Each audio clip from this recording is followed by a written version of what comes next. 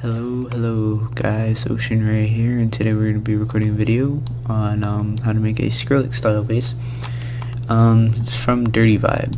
I didn't make this intentionally, it was kind of an accident, but what I did was I was working on a bass in Massive, and I'm in the wrong thing, and it sounds like this with nothing on it. And you may think that sounds like absolute crap, but when you work on it, it comes out to this, which is a lot nicer than what it started out to be. I thought it sounded kind of cool. If you listen to my remix of Crazy Hands by Nostalgia, I use this sound as one of the main growls. I just thought it was cool because this is a comparison. I wasn't on the right note, but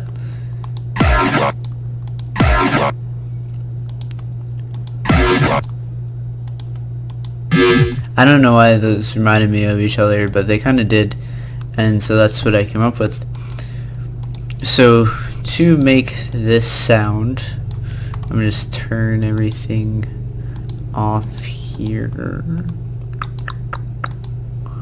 So I started off with a 4-minute square, and I pitched it down an octave, and I was screwing with it.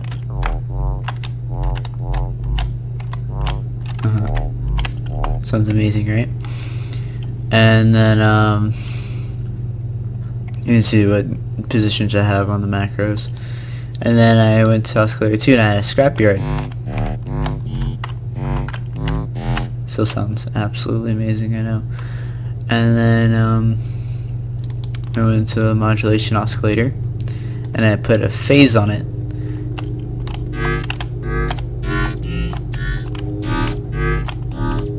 And now it's starting to take more shape with it. And then we have a double notch filter as first filter, and that starts giving it a more vocalish sound to it. And then I added a bend reject filter, gives it more vowelish type stuff, but it did get rid of the low end.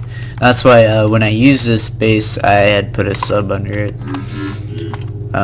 It was just easier that way. And then the next thing I did was, actually let me turn these off here so you can. So that's what it sounds like. And then added pitch cutoff. Mind you, there's five voices. I don't know. I thought I like the way that sounds with that on, but it's a lot grittier without it. But I wanted it to sound more vocally than gritty. The pan position is in mono, and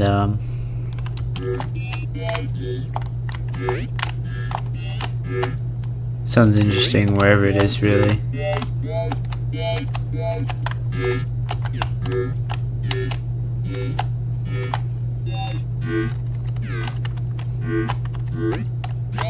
Yeah, you can do weird stuff with it. Then I have a sine shaper on here and a delay on there.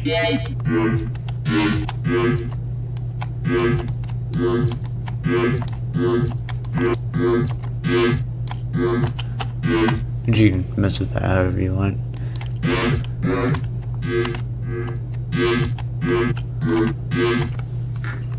And there's really nothing on the effects. I did a little weird EQ thing here, where I had Lfos the boost, because without it, sounds a little strange. So thought it sounded cool with that there. So for the Lfos, in between a sine wave and a sawtooth wave, it's right in the middle, and then it has a ratio of 1:4. And this LFO is put on the wavetable position of oscillator 1, 2, and the modulation oscillator of phase, and then it's also on the amplifications. Then it's on the cutoff of the double notch filter, the cutoff of the band reject filter and the bandwidth of the band reject filter. And then that's the LFO that's also on the boost in the EQ. This LFO is also on the pitch cutoff in the voicing. And to the restart via gate, without it, it would sound like this. Which sounds cool, I guess. I don't know, there's something about how mono it is. I just like the way that sounded, but if you want a wider sound with like... Whoops. Didn't mean to press start. If you want something more like that, then you just not turn it on. So then we go to the EQing of this, not just EQing, but effects in general. Let me just throw it into a random thing. First thing I did was I turned it up because it's a very quiet sound.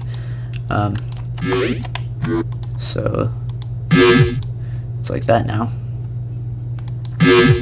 Actually, that's not even the right one. Hold on. I have it normalized, just for show. Okay, so that's what that sounds like. And then we're gonna go with a wave shaper, and we're gonna kind of make it a little more gritty, not that much. Yep, like that. I like to make parallel waves. I don't know, I just do. Makes things interesting. And then we can add, actually I think I tried a vocoder on it, or a 3D vocoder or something. Must have been just a Vocodex. Yeah, you can make something cool out of this too. It's all like up to you, whatever you want to do really. But you could Vocodex this to another sound, and that would sound really cool as well. But I mean, there's tons of stuff you can add. If I quickly open my remix of Crazy Hands, I can show you guys what but yeah. So I like the way that sounds a lot. Let's see where, yeah, it's right here. And then we have the sub bass under it as well.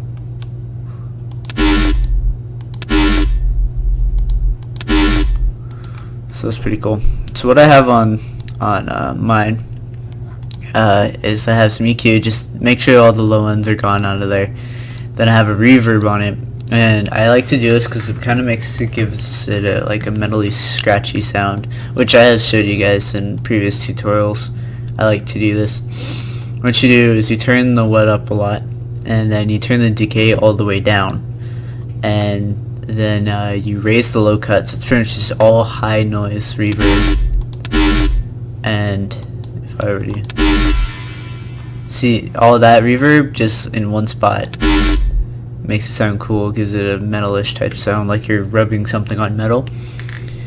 And then I had a wave shaper for boosting the volume, and then like I talked about before, I had a parallel wave there.